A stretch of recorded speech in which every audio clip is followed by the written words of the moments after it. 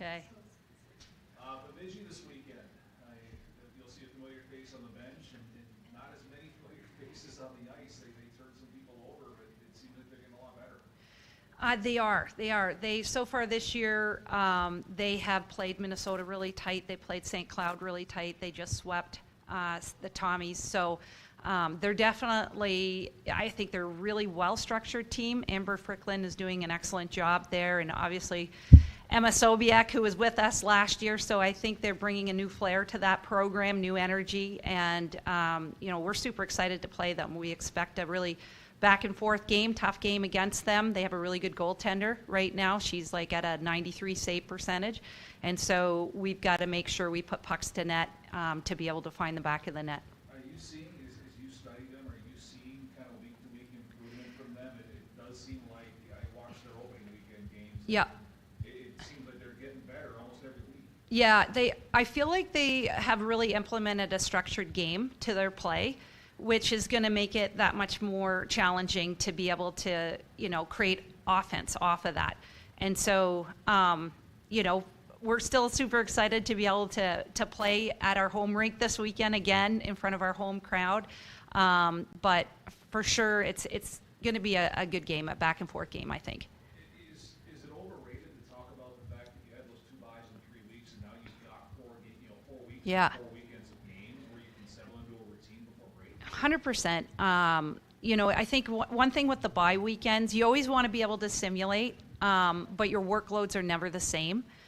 So you're missing that component, and it does just take some time to get back into it. Even when you look at our first game on Friday night compared to Saturday night, I thought Saturday's against Minnesota was much better than our Friday night game, and I think that was just us getting our legs back under us again. So we're super excited to be able to play back-to-back weekends here, and then just moving forward, not have another bye weekend.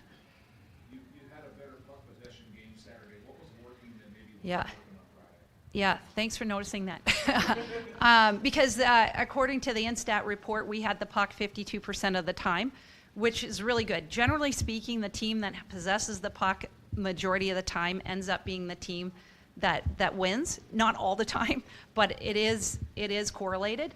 And I thought, especially in our second period, we had the puck 58% of the time to their 42, and that was despite being on the kill for 5 minutes. So I really thought one of the things going into that weekend is we wanted to manage the puck better. And I always put the onus on the puck carrier. It's your responsibility to hold on to the puck, to have poise and confidence with the puck. You have to make sure the receiver is ready before you move the puck. It's not a hot potato. Take that responsibility. And so we really honed in on this past week, and I thought it paid off for us. Obviously still not the outcome that we wanted, but I thought overall our Saturday game against Minnesota was one of the most complete games that we've played to date. Going forward, how do you generate more puck possession, more scoring chances, in terms of what you've been able to do so far? Yeah, I think it's going to be really important to continue to hone in on our habits. Things like shoulder checking buys you time and space, right? Sticks on the ice allows you to be able to not miss passes. Calling for pucks allows you to bring energy to your game, and it eliminates hesitation. So our habits are going to be critical in order for us to continue to augment our puck possession time and to continue to create scoring chances for us. Coach, you talked about how Friday's game was not as great as Saturday's, of course, something that you asked for in a new series. What were some of those missing components still come from that Saturday game for you guys? Yeah, one, I think just getting our legs back under us and playing with that energy. But two, I think it still continued to fall back on the puck management, playing a physical game. I thought we played a much more physical game on Saturday than compared to on Friday night. And if you want the puck, then you got to be willing to play that physical game. You can't play soft in our league or you're never going to get the puck. How did you feel about the relentless pursuit that your team showcased on Friday and Saturday? Yeah. Hey, we got to cause chaos up front. Yeah. One thing that continues to just make me so proud is how resilient our players are. It doesn't matter what the score is, if we're down, if we're up, we just keep going, and we keep going hard and hard at our opponent. And so that is just as a coach, when you have a team that buys into that and just never gives up, that's got to be one of the best feelings in the world. And without a doubt, our team did that this past weekend. Talk about the pride and resiliency for your group. Was there a moment this weekend that you walked away from and felt, wow, that was a really big area? We grew and I'm really proud of this. Yeah, again, I think it had to do with our puck management. When we felt like we had a ton of chances, we just didn't capitalize, and so we're going to have to, like, one of the things going forward for us is when we put pucks on net, we got to get to the net with our sticks on the ice to bury rebounds, because the rebounds were there. Sometimes we missed them. Sometimes we just weren't aggressive enough in front of their net. So I think that's one of our next steps moving forward, to make sure that we're putting pucks away. Did you analyze how Minnesota played? Because, Oh, yeah. because they owned Friday's game, I thought, quite easily. Yep. They maybe backed off their intensity a little bit, which allowed you to have the puck much more. I'm going to disagree with that. I'm going to say that we didn't come out with as much intensity as we needed to on Friday night, and we definitely brought that Saturday. I think anytime, especially in the WCHA, the second game is always the harder game, because people have an opportunity to do video again and to look at where you can continue to improve upon and grow. And we definitely did that, and we saw a closer game on that second day. No question. I just meant Yeah. it also varies. I think we brought our intensity up. Okay. Yeah. And you don't think theirs may have dropped off? No, they're a great team, and they're also a resilient team, and they keep coming at you. So I think we were able to meet them and at times surpass where they were, but we just didn't get lucky around the net. Well, no question. Yeah. You came at them. I just wondered if that might have been Yeah. You never know. Those teams are. Yeah. I don't think anyone's going to take their foot off the gas pedal against us.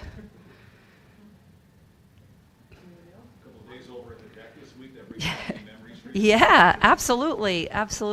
I mean, and wow, how lucky are we? I think I mentioned this before, but our secondary facility is so nice. It's a lot nicer than other people's programs where sometimes, that's their primary facility. So we're so fortunate to have two amazing places right here, and we only have to literally walk, 5 minutes in our rollerblades to get across to go play.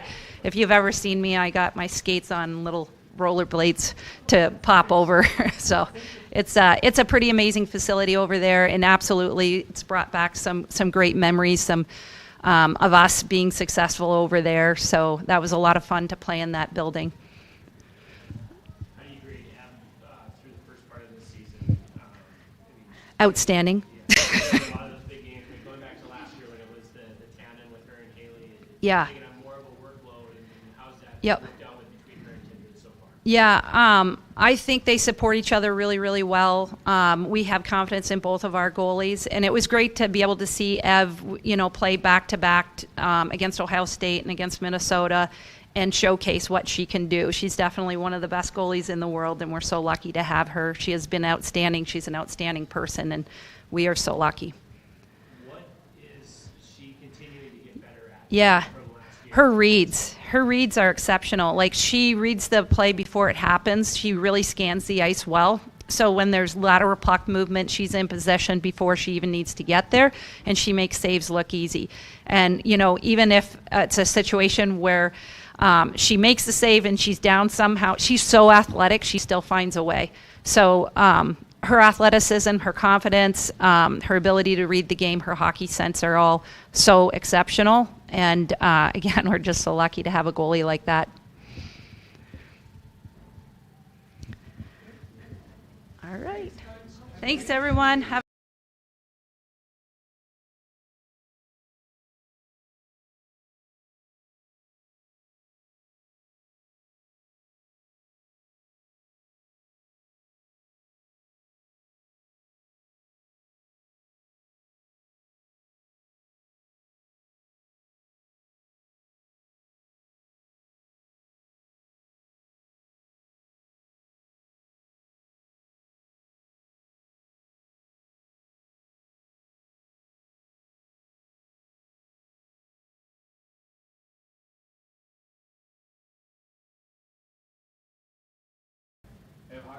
field so far? You certainly, like Zach just mentioned with Shu, you've been playing a lot more, especially in the bigger games so far this year. How do you feel? I feel good. I mean, I always want to play. Like, that's what all the goalie wants. And I just want to, like, give a chance to my team to win. And I'm always ready if they need me. So I feel pretty good. I want to play games, so I'm pretty happy about it. Where do you feel you've improved the most so far this year? I think I have more confidence, and my puck handling, I think I am more confident to get out of my net, to read plays. I know the league too, so I think it's all like that I've improved. Yeah, I think it's just the confidence that I feel. How much of that confidence comes from, not necessarily, not that you haven't played well because you have, but how much of that confidence comes from that knowledge you gained last year and learning the league and learning the system and learning the new surroundings you have here? I think, wait, can you repeat that question, please? How much of your confidence comes from all the learning you did last year? It's not even so much how well you played, it's just knowing more what to expect. Yeah, I think just knowing the league like brings a big aspect in the confidence as a player, and also like just knowing the team and being more aware of what they're gonna do, and we can build like a relationship as a goalie and with the other players. And I mean, the team is doing a really good job to make my job more easy, so that's always nice to have a good team in front of you. But yeah, I think just knowing what to expect and knowing your teammates, your coaches, that's a big plus for sure. Do you feel like you've settled into the responsibility knowing that you're going to have back-to-back games on the weekend rather than one every week? Like, I don't take it for granted. I think that Tindra can play a lot of games too. Like, we have confidence in her too. And I mean, we both want to play, and there's this competition between the both of us, but in a good way. I think we have each other's back, and yeah, I mean, I'm always ready to play, but if Tindra has the game, like, I'll be happy for her, and I'll be there to cheer her on. Sometimes when you face like a flurry of shots, a little flurry of pressure, do you sometimes psych the shooters by like giving them something that you know you're going to take away? No, I think I'm just reading where they're going to shoot, and yeah, I think when you do that, it's more like mentally, and sometimes it can like not play in your favor, so I'm just trying to read the play and make the save. So you don't do that? I don't. That'll be next year. Maybe. More in practice. Sometimes I play with the players, but not in a game. Do you watch like the National Hockey League? Do you watch certain goaltenders? Yeah, I watch Desbiens for sure, the Canadian Anne-Renée. She's from Quebec too, and she's a really good goalie, and I want to take notes from her. She's really calm in her net, so I'm always trying to take notes and play with her sometimes. But you still do your thing. You don't copy anyone. No, I don't copy. I just take notes and try to bring it in my game. Which is more difficult, facing a Minnesota team that got 52 shots on goal on Friday, or facing a team like Bemidji where you might go long stretches and then be called upon after 5 or 6 minutes without a shot? Which is more difficult for you? I think having less shot is harder.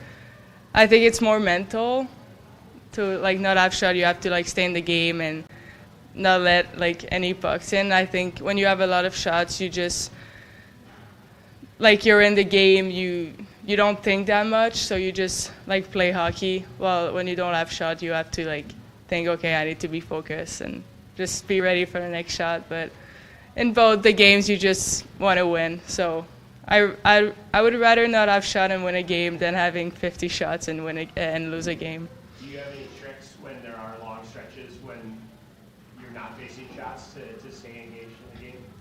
I like to skate like around the corner and just like move my legs a little bit, but yeah, I'm just trying to be ready when the pucks come at me and like trying to like switch it to like be focused when it's coming in my way. The men on Saturday, I think Miami was like 13 or 14 minutes without a shot at one point, and they dumped the puck kind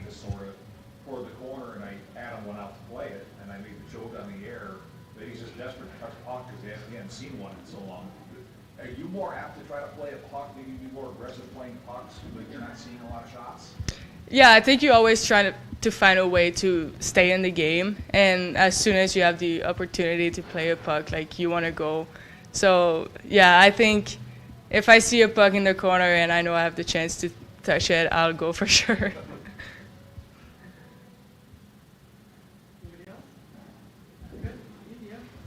Thank you.